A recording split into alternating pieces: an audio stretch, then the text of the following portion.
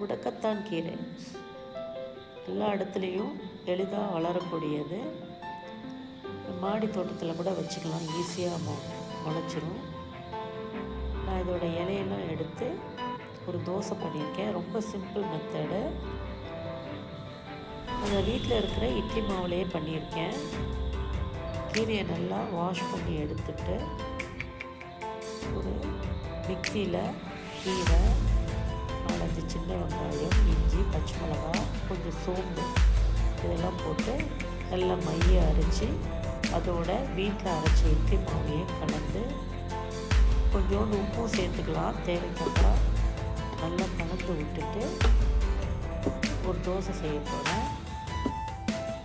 தோசை கல் சூடானோன்னு எண்ணெய் பிசுக்கு இல்லாமல் நல்லா தொடச்சிட்டு தோசை ஊற்றணும். எண்ணெய் பிஸ்கோடு ஊற்றினா தோசை திரண்டு வந்துடும். நான் கொஞ்சம் நல்லெண்ணெய் அவுட்டர்லேயும் நெய் இன்னர்லேயும் ஊற்றி தோசை ஊற்றிருக்கேன். இது மூடு தோசையாகவும் செய்யலாம், இல்லை ஓப்பனாகவும் செய்யலாம். ஒரு 3 தோசை செஞ்சுருக்கேன். ரொம்ப சீக்கிரம் வெந்துடும். முடக்கத்தான் கீரோட வழுவழுப்பு தன்மையால் தோசை ரொம்ப மிருதுவாக இருக்கும். சீக்கிரம் சட்டுன்னு வெந்துடும். அது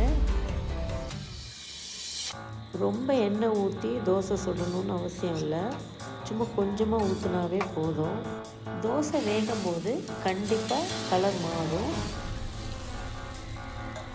சில முடக்கத்தான் கீரை கொஞ்சம் முணுமுணுப்பு தன்மையோடு இருக்கும், ரொம்ப குழகழப்பாகவும் இருக்கும். சில இது வழுவழுப்பு கம்மியாக இருக்கும்.